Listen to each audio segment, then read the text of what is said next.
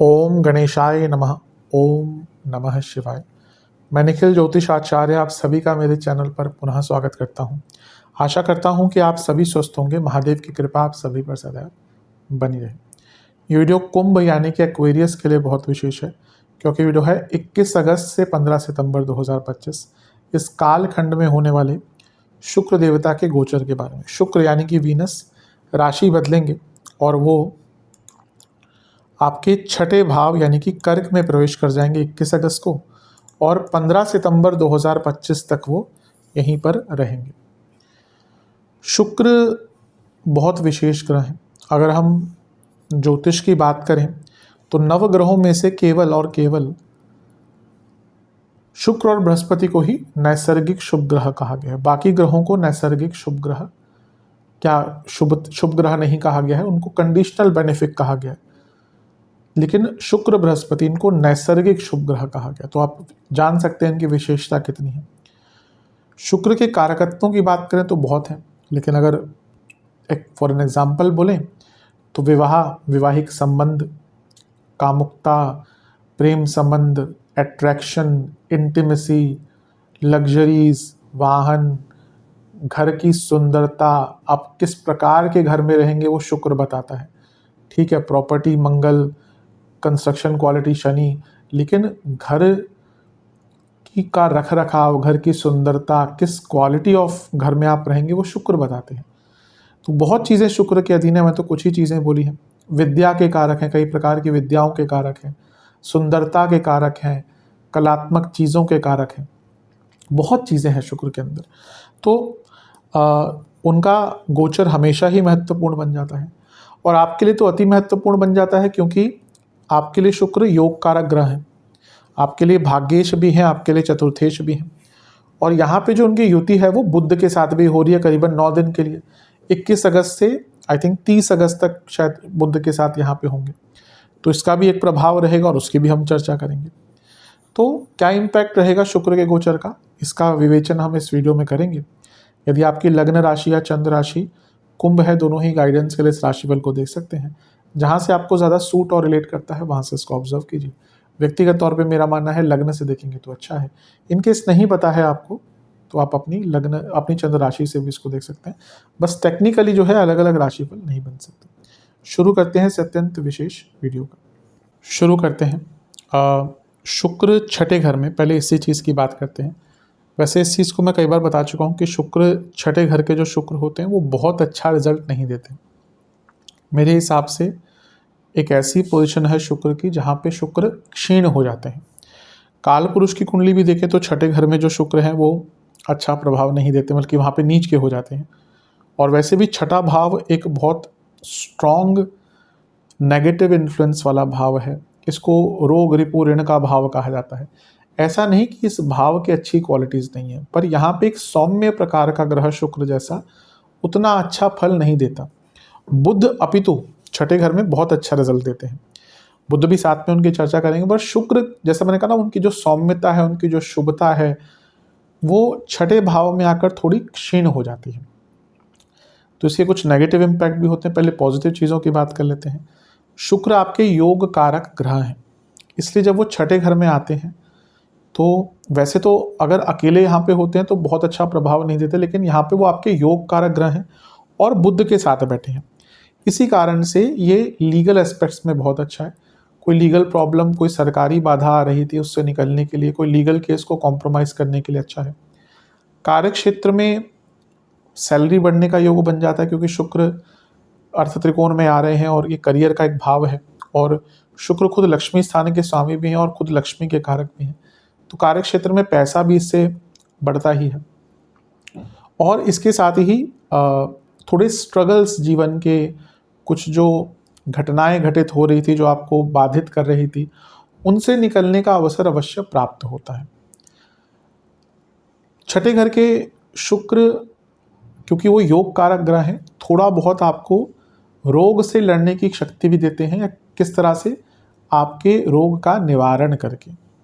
अगर योग कारक ग्रह छठे घर में आता है तो अगर आपको कोई रोग था जिसका निवारण नहीं प्राप्त हो रहा था, डायग्नोसिस नहीं हो रहा था या इलाज नहीं मिल रहा था, तो यहाँ पे उससे संबंधित अच्छा रिजल्ट आपको मिल सकता है।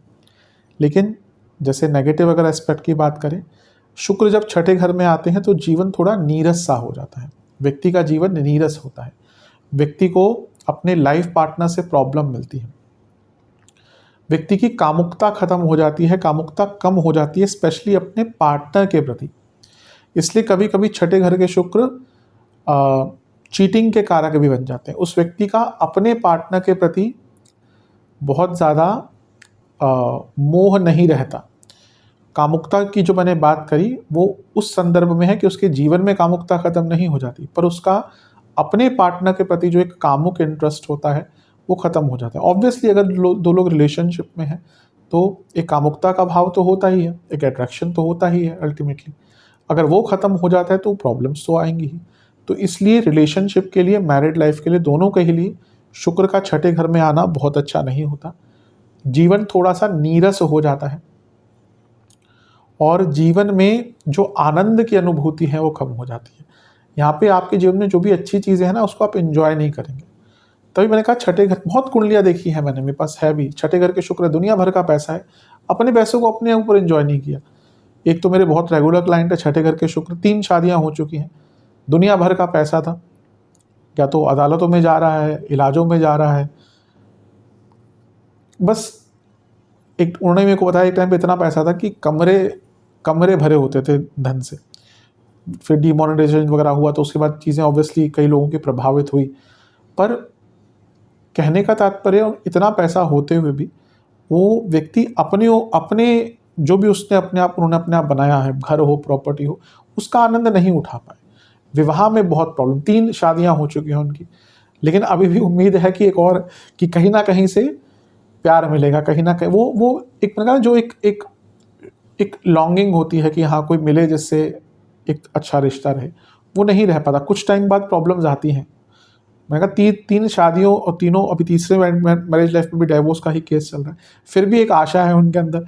पूछते हैं कभी कभी कि क्या आगे भी कुछ है, तो कभी कभी समझाना पड़ता है कि भाई अभी रुक जाओ, थम जाओ, लेकिन ये प्रभाव होता है छठे भाव के शुक्र का। तो मैरिड लाइफ, रिलेशनशिप दोनों में ही प्रॉब्लम्स थोड़ी सी आती हैं इससे।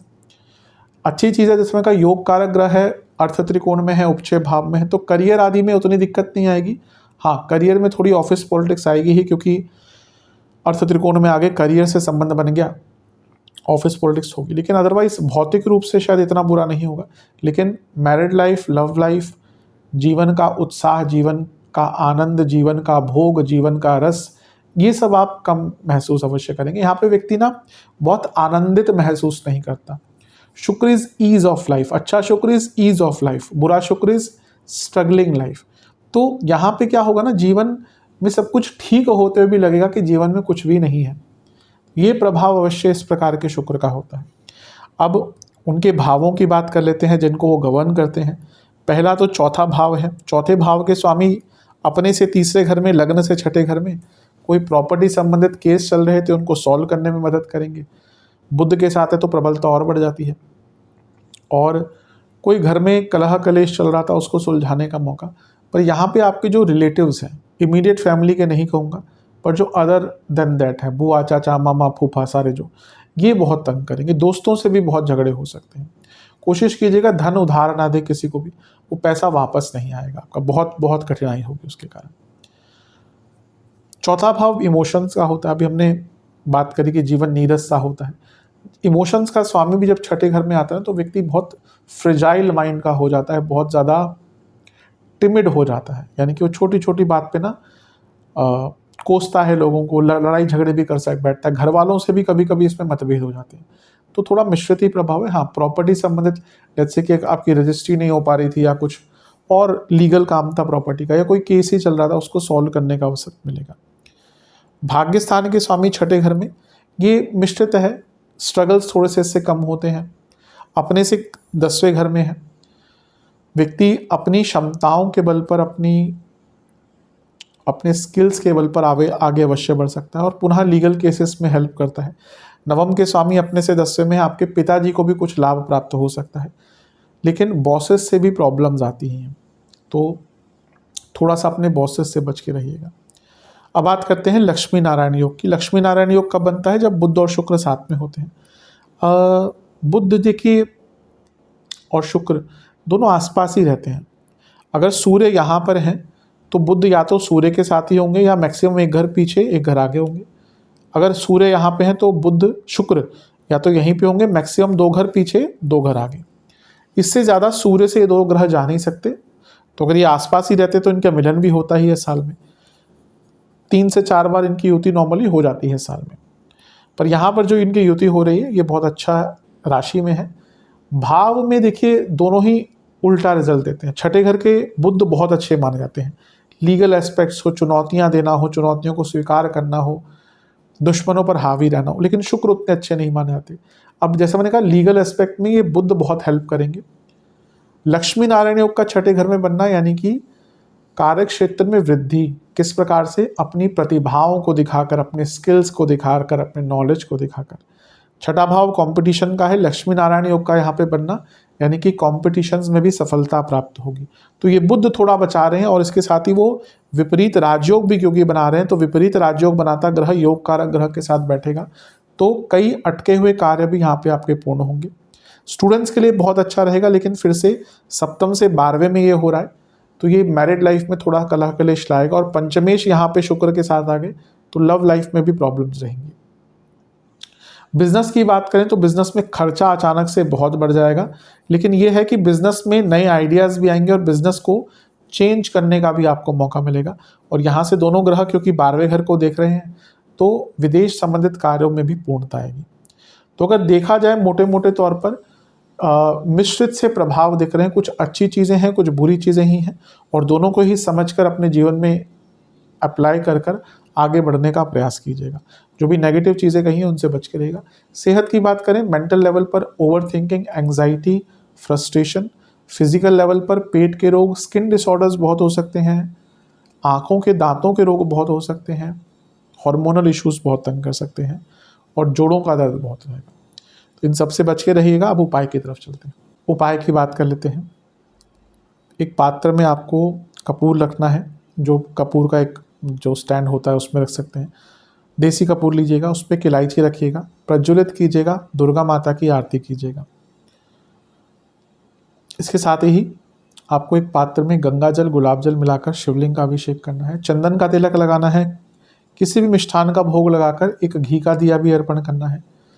फिर ओम सर्वेश्वराय नमः 108 बार, ओम शुक्राय नमः 108 बार ये उपाय कर लेंगे, अवश्य लाभ मिलेगा। आशा करता हूँ कि वीडियो काम आएगी। चैनल पे अगर आप नए हैं तो सब्सक्राइब कर लीजिए और वीडियो को लाइक कर लीजिए। मिलता हूँ आप सभी से अगली वीडियो में, तब तक के लिए ओम नमः शिवाय।